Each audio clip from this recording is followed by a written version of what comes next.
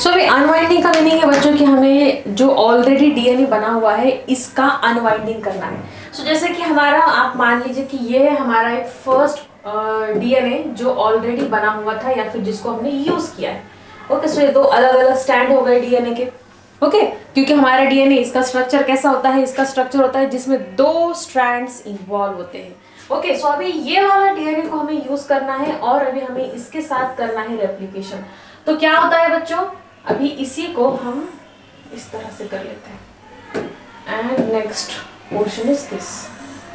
Okay, समझ रहे हो आप लोग क्या हुआ है? यही वाला जो डीएनए मॉलिक्यूल है इसमें एक ये ओरिजिन पॉइंट था। ओके, ये जो पॉइंट था यहाँ पे ये था ओरिजिन पॉइंट, और इस ओरिजिन पॉइंट से हमारा जो डीएनए जो सिर्फ दो स्ट्रैंड में था ये कन्वर्ट हो गया, इसके दोनों भी स्ट्रैंड यहाँ पे ब्रेक हो गए, इसका हाइड्रोजन मॉलिक्यूल, और दैट्स व्हाई ये क्या हो गया, ये दूर दूर हो गए। ओके, ये क्या हो गए, दूर दूर हो गए ना। अभी दूर दूर हो गए बट अभी फिर भी यहाँ पे हाइड्रोजन बॉन्ड ब्रेक हो गया। दोनों स्ट्रैंड जो साथ में चिपके हुए थे या फिर जो कॉम्प्लीमेंट्री बना रहे थे ये दोनों स्ट्रैंड इस तरह से ब्रेक हो गए, इनमें हो गई अनवाइंडिंग। अभी अनवाइंडिंग के लिए हमें कौन सा एंजाइम चाहिए? सो एंजाइम चाहिए डीएनए हेलिकेज। डीएनए हेलिकेज क्या करता है, यहाँ पे जो वीक हाइड्रोजन बॉन्ड्स थे इन वीक हाइड्रोजन बॉन्ड को ब्रेक करता है और एक फॉर्क की तरह यानी एक वाई शेप का स्ट्रक्चर बना देता है। और अभी यहाँ पे ये जो दोनों भी स्ट्रैंड्स है ये इंडिपेंडेंटली टेम्पलेट की तरह काम करते हैं। ओके, टेम्पलेट का क्या मीनिंग होता है अभी बच्चों? टेम्पलेट, मान लीजिए कि अगर आप लोग कुछ फॉर्म भर रहे हो, ओके, अगर हम कुछ फॉर्म भर रहे हैं फिर चाहे वो एडमिशन वगैरह का हो, सो हमें एक ढांचा प्रोवाइड किया जाता है जिसमें हमें हमारी इन्फॉर्मेशन फिल करना होती है। ओके, सो इस तरह का एक ऐसा चीज जिसमें ऑलरेडी सब कुछ तय है, स्पेसिफिकेशंस फिक्स होते हैं, बस आपको उसमें इन्फॉर्मेशन फिल करनी है, इसे कहा जाता है टेम्पलेट। सो अभी यहाँ पे डीएनए की जो अलग अलग स्ट्रैंड से ये एक्ट करते हैं किसी टेम्पलेट की तरह आगे का नया डीएनए बनाने के लिए, यानी इसके रेफरेंस में ही नया डीएनए बनने लगता है। अभी ये डीएनए, अभी ये स्ट्रैंड तो इसके पहले भाई ऐसे चिपके हुए थे, फिर ये अभी अनवाइंड हो गए हैं। ओके, सो यहाँ पे एक मतलब एक ये बात हो सकती है कि हो सकता है ये अनवाइंड जो हो गए ये वापस से वाइंड हो जाए और एक वापस से डीएनए मॉलिक्यूल बना सकते हैं। सो ऐसा ना हो, रीवाइंडिंग ना हो, इसलिए यहाँ पे इनका रीजॉइनिंग ना हो, इसलिए यहाँ पे SSBP that means single strand binding protein यहाँ पे रहता है जो प्रिवेंट करता है इनका रीजॉइनिंग।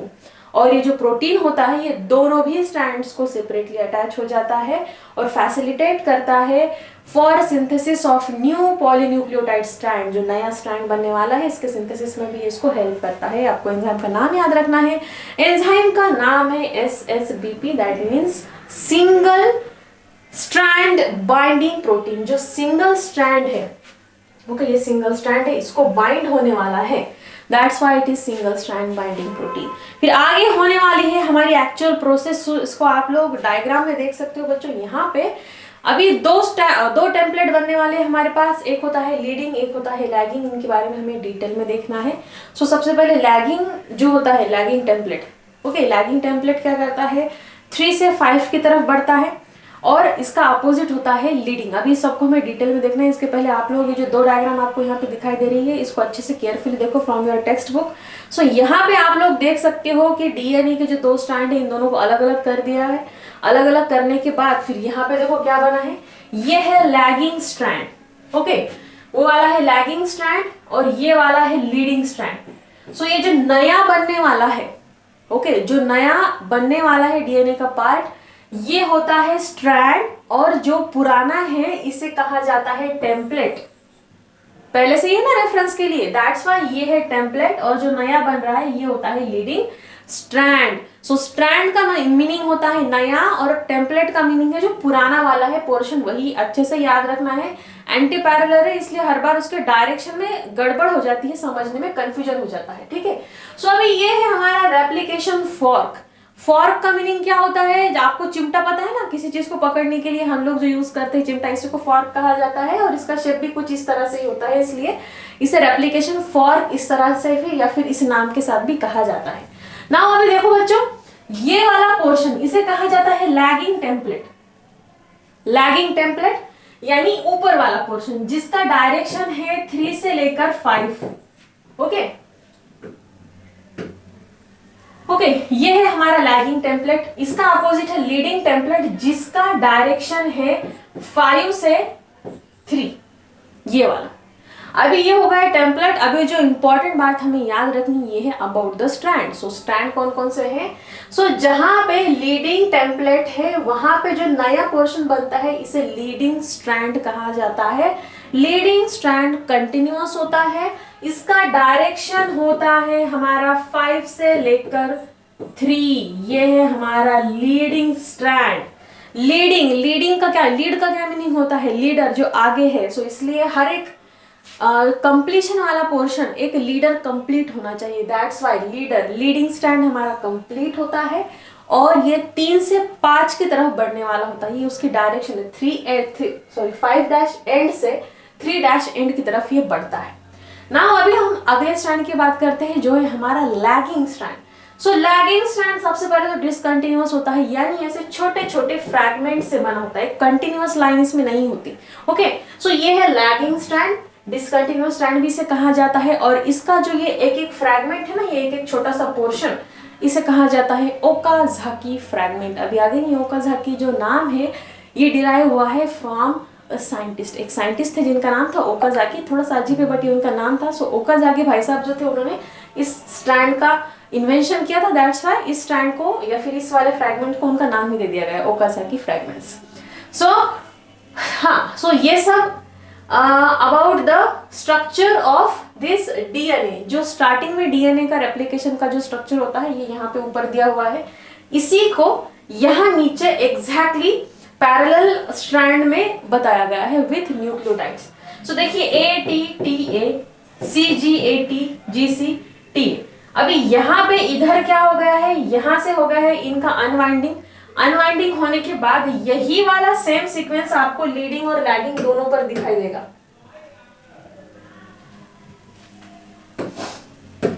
ओके, यहाँ पे ये जो सीक्वेंस है ATCAGT, यही वाला सीक्वेंस यहाँ पे था, फिर यहाँ पे ओरिजिन पॉइंट आया और सेम सीक्वेंस इधर के स्टैंड पे भी है और इधर के स्टैंड पे भी है। इधर के स्टैंड वाला जो सीक्वेंस है ये भी सेम है, ये भी सेम है, बस यहाँ पे क्या हुआ, इधर से वो ब्रेक हो गया, बट फिर आगे का जो बेस पेयरिंग था ये बेस पेयरिंग यहाँ पे सेम बनकर के तैयार हुई है। दैट्स वाई ये कॉम्प्लीमेंट्री इसका नेचर होता है। इधर से जो बेस पेयर है उसी के अपोजिट वाले बेस पेयर नए स्टैंड पे भी बनते हैं। ठीक है, आई होप कि आपको इतना बेसिक समझ में आएगा कि लीडिंग कौन सा है, लैगिंग कौन सा है। तो अच्छे से याद रखो, लीडिंग का मीनिंग होता है जो कंटिन्यूअस होता है, इसका डायरेक्शन 5 से लेके 3 होता है। ठीक है, यानी कैसे जाता है, ऊपर की तरफ जाता है, या फिर यस लीडिंग वाला क्या करता है, इस तरह से ऊपर की तरफ चल रहा है। और जो लैगिंग वाला टेम्पलेट होता है, लैगिंग वाला टेम्पलेट यानी सबसे पहले डिसकंटिन्यूअस पोर्शन होते हैं, इसके फ्रैगमेंट्स प्रेजेंट होते हैं और ये ऊपर से नीचे की तरफ आता है। ओके, सो ये है हमारा semi conservative replication of the DNA, जो कि हमें यहाँ पे अच्छे से एक्सप्लेन करना है। और ये डायग्राम आपको बच्चों अच्छे से याद रखनी है, इसके ऊपर बहुत बार क्वेश्चन आया है। डायग्राम आपको अच्छे से याद रखनी है, बस इतना समझ लो। अभी हम आगे चल के देख लेते हैं। अगेन आपको इसको एक्सप्लेन किया हुआ है रेप्लिकेटिंग फॉर्क में। So let's move towards the replicating fork. अभी रेप्लिकेटिंग फॉर्क का वही मीनिंग है कि हमें ये अभी हमने जितना एक्सप्लेनेशन देखा है ना, इसी को और देखना है। सो रेप्लिकेटिंग फॉर्क, सबसे पहले ऐसा पॉइंट जहां पे अनवाइंडिंग स्टार्ट हुई है, ये है हमारा ओरिजिन, और यहाँ से हमें आगे वाई शेप की तरह 2 स्ट्रैंड मिलने वाले हैं। और अनवाइंडिंग ऑफ द स्ट्रैंड्स का अनवाइंडिंग करने के लिए हमें कौन सा एंजाइम लगा था, ये आप अच्छे से याद रखो बच्चों। सो जो अनवाइंडिंग स्ट्रैंड था ये क्या करता है, सुपर हेलिक्स ये रिलीव होता है by the super helix relaxing enzyme. इस एंजाइम के बाद ये रिलीज होता है और ये अनवाइंडिंग करना स्टार्ट करता है। इसके बाद हमें देखना है नेक्स्ट वाला step of the DNA replication, जिसे कहा गया है synthesis of the new strand. अभी ये बहुत इंपॉर्टेंट पार्ट है।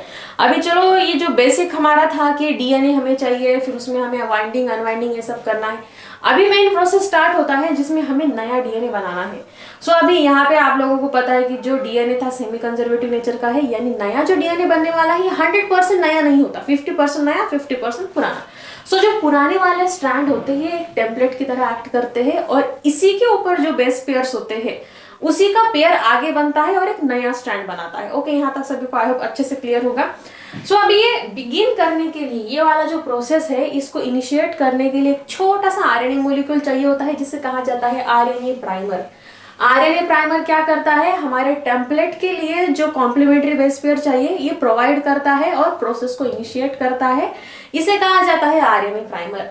अभी जो आरएनए प्राइमर होता है ये three dash end of the template का जो 3 डैश एंड होता है यहां से स्टार्ट करता है इसका कॉम्प्लीमेंट बेस पेयर्स बनाना, and then complement base pair को बनाने लगते हैं और फिर इसी तरह से कंटिन्यूअस एक सीरीज में चलते रहता है और कॉम्प्लीमेंट और जो टेम्पलेट था इसके रेफरेंस में एक नया वाला डीएनए स्ट्रैंड बनकर के रेडी हो जाता है।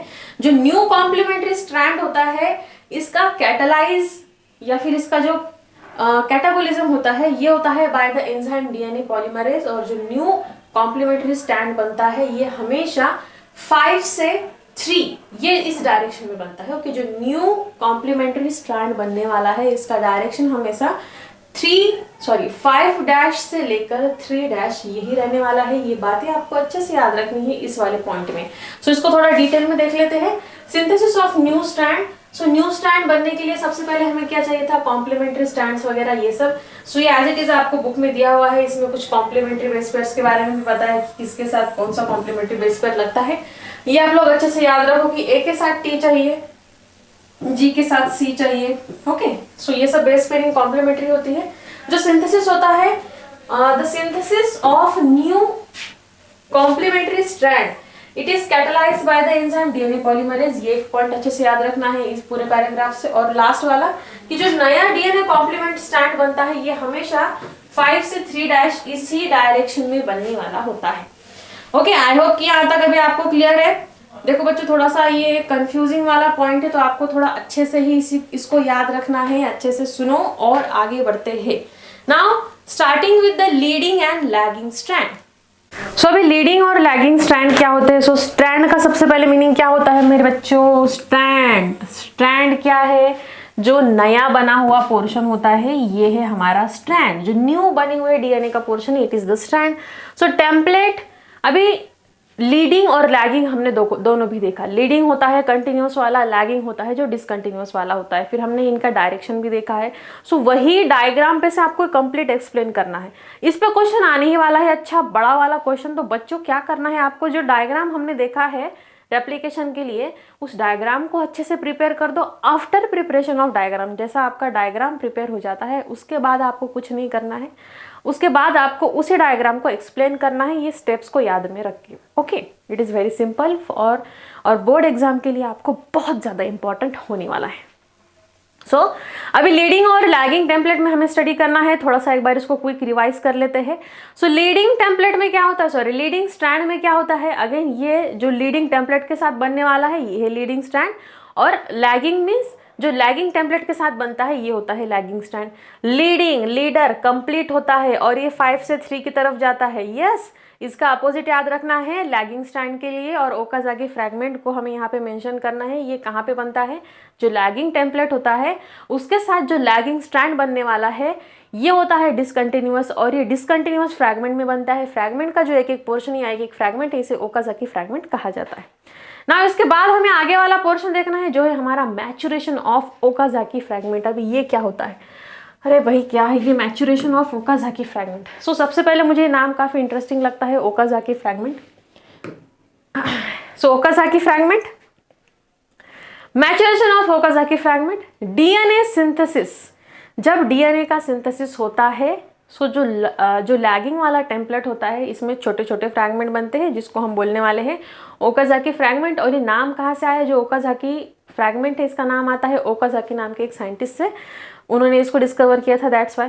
फिर अभी क्या होता है, जो आरएनए प्राइमर होता है, आरएनए प्राइमर को रिमूव किया जाता है bye the enzyme DNA polymerase और इसको रिप्लेस किया जाता है with the DNA sequence. Sequence, ठीक है। तो सबसे पहले क्या था हमारे पास, था आरएनए पॉलीमरेज। ओके, सबसे पहले हमारे पास कौन सा एंजाइम प्रेजेंट था हमारे इस प्रोसेस में या फिर सिस्टम में? सो हमारे पास था आरएनए प्राइमर। अभी इस आरएनए प्राइमर, अब बात खत्म हो गई, हमें नहीं चाहिए आरएनए प्राइमर, बात खत्म। ओके, आरएनए प्राइमर जब कब चाहिए था हमें?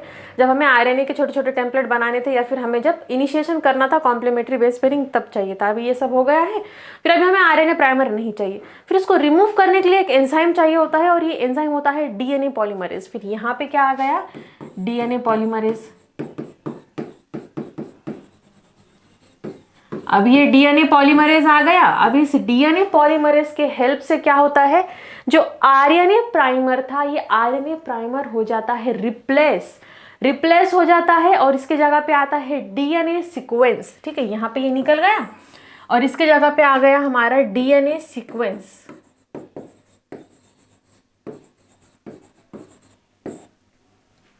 यानी कि क्या हो रहा है, आरएनए प्राइमर क्या था बच्चों? RNA primer, yes. सो ये जो था ओकाजाकी फ्रैगमेंट हमारा, मान लीजिए कि ये था ओकाजाकी फ्रैगमेंट। सो ये जो छोटे छोटे पोर्शन थे, इन्हें हमने बोला था, इसमें जो डॉट डॉट डॉट डॉट था ना यहाँ बीच में, ये था हमारा RNA primer.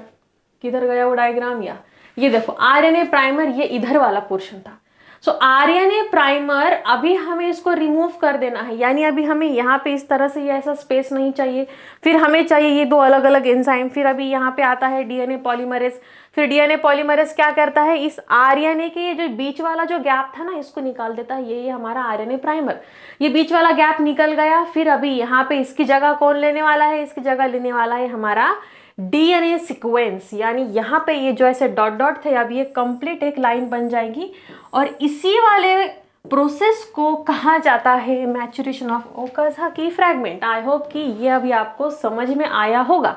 Okay, so maturation of Okazaki fragment, इसमें क्या हो रहा है, आरएनए प्राइमर को अभी हमें निकाल देना है, इसलिए फिर डीएनए पॉलीमरेज एंजाइम एक्ट करता है और उसको निकाल के उसकी जगह पे डीएनए के सीक्वेंसेस बनना स्टार्ट हो जाते हैं। ओके बच्चों, सो ये है हमारा ओकाजाकी फ्रैगमेंट का मैच्योरेशन। नाउ अभी इसमें ही और थोड़े पॉइंट्स जो हमें देखने हैं। सो एक बार इसको हम पूरा वर्ड बाय वर्ड देख लेते हैं। सो डीएनए सिंथेसिस होता है। डीएनए सिंथेसिस हो रहा है जब लैगिंग टेम्पलेट के ऊपर। सो वहाँ पे छोटे छोटे ओकाजाकी फ्रेगमेंट्स थे, फिर उनको ज्वाइन करने के लिए क्या चाहिए था, फिर यहाँ पे ओकाजाकी नाम कहाँ से आया, आगे ओकाजाकी साइंटिस्ट से आता है। फिर ओकाजाकी फ्रैगमेंट को हमें ज्वाइन करना है। अभी ऐसे टुकड़े टुकड़े तो नहीं चाहिए ना हमें, डीएनए तो पूरा चाहिए ना, कंटिन्यूअस वाला। फिर इन टुकड़ों को ज्वाइन करने के लिए हमें डीएनए लाइगेज एंजाइम चाहिए होता है। फिर ये फ्रैगमेंट्स को कंबाइन कर देता है। फिर डीएनए प्राइमर को हमें रिमूव करना है, उसकी जगह पे लाना है डीएनए के सीक्वेंस। सो डीएनए का सीक्वेंस लाने के लिए फिर हमें चाहिए होता है डीएनए पॉलीमरेज नाम का एंजाइम, जो रिप्लेस करता है इस आरएनए प्राइमर, यानी ऐसे डॉट डॉट वाले पोर्शन को कंप्लीट डीएनए सीक्वेंस के साथ ही रिप्लेस कर देता है। और फाइनली फिर हमें चाहिए होता है डीएनए गायरेज एंजाइम, जो डबल हेलिक्स में से आता है और ये फॉर्म करता है फिर नया डीएनए मॉलिक्यूल। ओके बच्चों, सो ये था हमारा इस वाला स्टेप या फिर इस वाले प्रोसेस का, इस स्टेप का complete explanation. Okazaki fragment maturation का क्या मीनिंग होता है, ये जो डॉट डॉट वाला पोर्शन था या फिर जो डिसकंटिन्यूअस पोर्शन था, इसको कंटिन्यूअस पोर्शन में कन्वर्ट करने के लिए जो प्रोसेस रिक्वायर्ड थी, it is nothing but the maturation of Okazaki fragments. अब इसके बाद में हमें आगे वाला प्रोसेस देखना है जो कि बहुत इंपॉर्टेंट है, जिसमें हमें देखना है formation of the daughter DNA molecules. So DNA molecule अभी देखो, ओकाजाकी भी फ्रैगमेंट जो था ये मैच्योर हो गया, यानी डिसकंटिन्यूअस जो स्ट्रैंड था या ये भी अभी कंटिन्यूअस स्ट्रैंड में कन्वर्ट हो गया है। फिर अभी हमें न्यू डॉटर डीएनए बनाने के लिए क्या चाहिए, सो अभी ये है सबसे पहले end of replication. So at the end of replication यहाँ पे हमें दो डीएनए मॉलिक्यूल्स मिल जाते हैं, बिकॉज क्या हुआ है, सेमी कंजर्वेटिव प्रोसेस था। एक स्ट्रैंड, एक डीएनए जिसमें दो स्ट्रैंड्स थे, एक एक स्ट्रैंड को लेके एक नया डीएनए बना। दैट्स वाई अभी हमें यहाँ पे दो डॉटर सेल्स या फिर दो डॉटर डीएनए मिलने वाले हैं। और दोनों भी डॉटर डीएनए में मदर डीएनए का 50% पोर्शन होता है और बचा हुआ 50% पोर्शन ये उनका खुद का नया सिंथेसाइज किया हुआ होता है।